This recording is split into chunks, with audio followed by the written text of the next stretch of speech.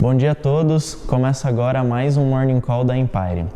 Vamos falar dos destaques de ontem. A gente teve o Boletim Focus divulgado na manhã da segunda-feira, então a gente teve o mercado ali elevando a expectativa para a inflação pela sexta vez seguida para esse ano de 2024. Então a gente tem atualmente uma expectativa de inflação para o final desse ano de 4,25%, contra ali um mês atrás a expectativa era de 4,10%. Então, para a gente relembrar aqui, né, a gente tem o Banco Central, a meta de inflação é de 3%, com uma margem para cima ou para baixo de 1,5 pontos percentuais.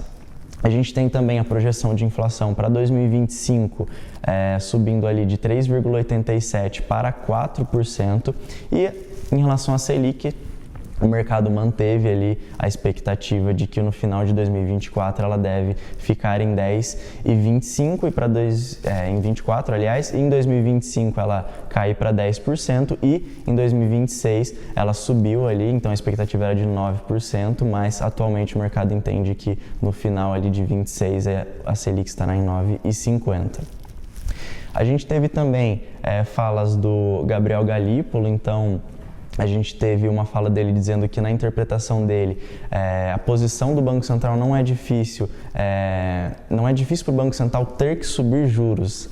O difícil para o Banco Central é ter uma inflação fora da meta, que é uma situação aí sim desconfortável, e subir juros é uma situação cotidiana do Banco Central. Então a gente entende aí que posição de um membro ali bastante pesada nesse sentido. E agora, saindo um pouco do foco, indo também para a expectativa, a gente tem contratos de opção de Copom lá na B3, que seria ali a negociação da variação da taxa Selic. Ali, aí sim, mais de 2/3 entendem que a Selic no final de 2024 deve aumentar ali para no mínimo 11,50. Então a gente vê aí a contramão do que os agentes e os analistas entendem. No Boletim Focus a gente tem no mercado sim fazendo apostas de uma alta na Selic nas 3 reuniões que vão ter do Banco Central. E com isso também a gente teve o PIB, né, mediana subindo ali de 2,33% para 2,43% em 2024. A gente teve ontem também o Ibovespa encerrando o pregão com uma alta de 0,94% aos 136.888 pontos, com um giro financeiro de 20,6 bilhões de reais. E como destaque a gente teve ali basicamente a alta das commodities e siderúrgicas. Então a gente teve a Vale subindo 1,13%, com o minério de ferro ganhando um terreno ali, né, com um dólar um pouco mais fraco. A gente teve Gerdau subindo 0,77% e Usiminas 0,30%. E o grande destaque, a gente teve a Petrobras subindo quase 9% depois ali da alta do petróleo, que subiu mais de 3% ontem. O dólar encerrou o dia aos R$ 5,49, com uma valorização de 0,24%.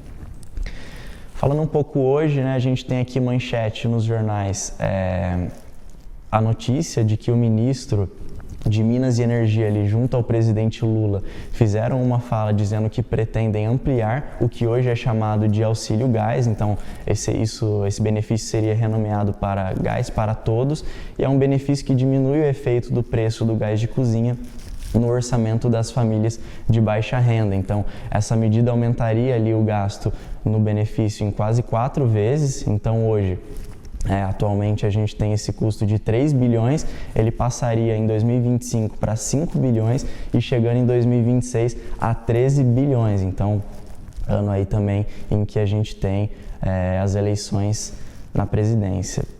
A gente teve também, né, a preocupação nesse sentido fica, dado a lei da responsabilidade fiscal, a criação de uma despesa obrigatória de caráter continuado. Então, dado que essa medida ela teria ali, seria usada por mais de 2 exercícios, ela entraria dentro da categoria de uma despesa obrigatória, mas por ser uma despesa obrigatória, precisaria ter ali alguns itens como não prejudicar a meta fiscal, ter um efeito financeiro compensado, e isso que é a grande preocupação, porque esse efeito financeiro compensado, dado o aumento de um benefício, ele teria que ser compensado tanto pela receita quanto por alguma outra despesa.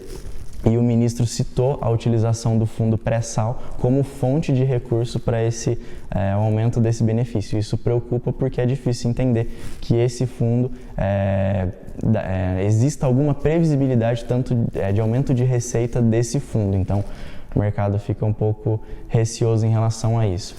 A gente teve também ontem a Rússia lançando mais de 200 mísseis contra o território ucraniano, danificando ali principalmente instalações de energia, e obrigou também vários residentes de Kiev a procurar abrigo em porões e também em estações de metrô. E hoje a gente tem aqui o futuro do S&P e do Nasdaq caindo ali na média 0,3% e o Eurostock no 0 a 0, então a gente não tem grandes destaques de dados econômicos e notícias lá fora. E para finalizar, a gente tem a agenda mais vazia. Então, no Brasil, a gente tem aqui às 9 horas divulgação do IPCA 15, a estimativa do mercado é de uma alta de 0,2%.